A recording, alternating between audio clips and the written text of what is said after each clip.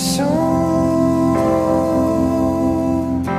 cold and frozen.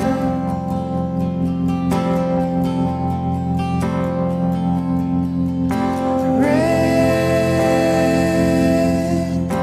lights, see the embers floating.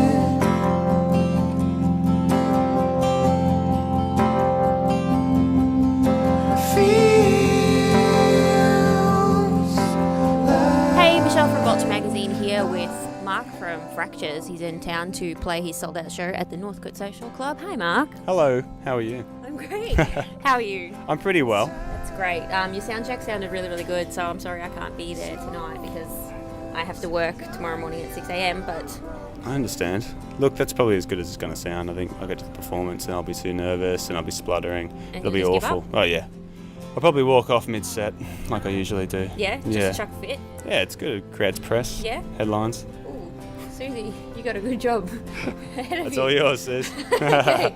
Tell us about your year. What did you have planned at the start and what have you achieved of that? At the start of the year, very little, to be honest. I was still kind of coming back from the whole injury thing and recuperating and just finding my feet again. So it was more about just getting some gigs in me, getting rehearsals in me, getting the voice back, writing, and just kind of doing the boring behind-the-scenes stuff.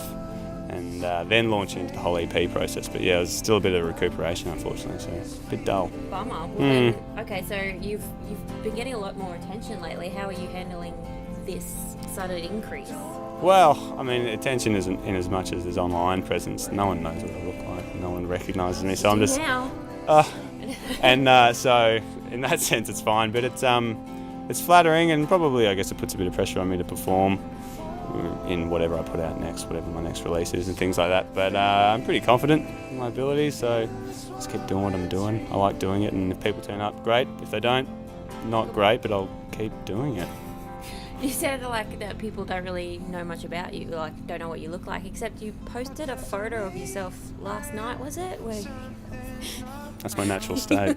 That's how I sleep. It was distressing. That's one thing. I've heard it put more kindly, but thank you very much. Okay, so tell us which track off your EP you're most proud of that you would say represents you. Probably not represent so much because I jump around with the styles and things like that. But Embers is one of the ones I've always been very happy with. It was probably the fourth song I wrote properly. Going to be my life start to finish, and it just has the narrative arc, it has the musical arc, dynamic-wise, and things like that. And I don't know, every time I play it, it's one I don't always get into it on stage, but that's one of the ones where I do.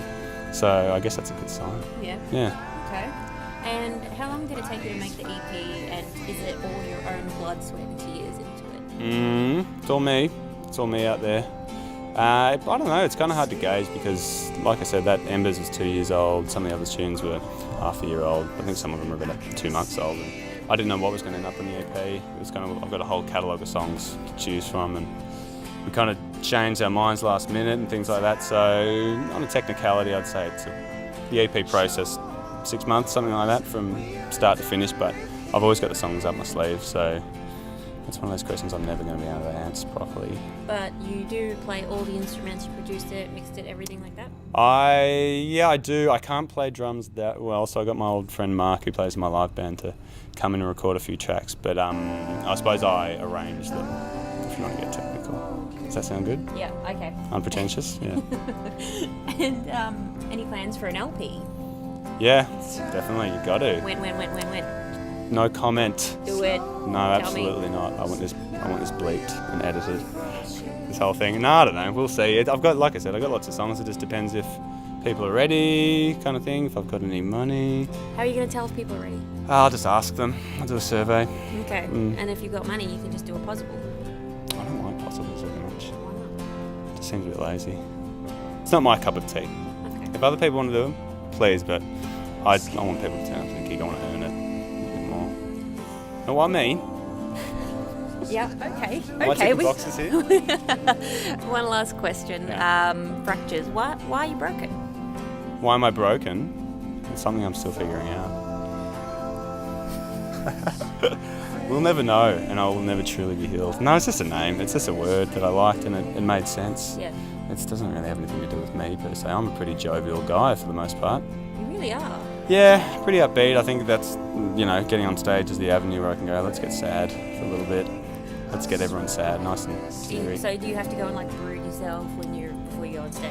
No, well, I haven't tried that, but it might be a bad process to get me more in the mood. Because a lot of the time I've been trying, when I do my patter on stage, it's a bit more upbeat, and I think people kind of, so far, they don't know what to do with it. They're kind of going, this guy's writing pretty sad music. Should I be laughing at what he's saying? And a lot of the time they don't. So, No. still got to work on the material maybe. No, you've got to be able to entertain them in between, otherwise they're just fucked. I try my best. You do. I'm sure you'll do well. I hope so. That's it. Say goodbye, Mark. See you, Mark. See you, vultures. Bye. Bye.